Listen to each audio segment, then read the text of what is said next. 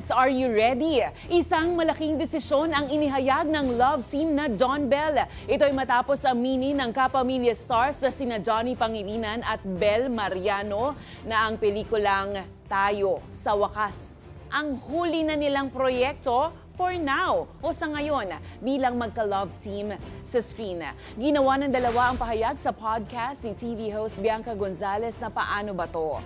Ayon kay Donnie, sinadya ang desisyon para makapag-explore sila ng bagong direksyon sa kani-kanilang karera. Samantala, ibinahagi naman ni Belle na bagamat may halong pangamba, excited sila sa mga susunod na hakbang in their future.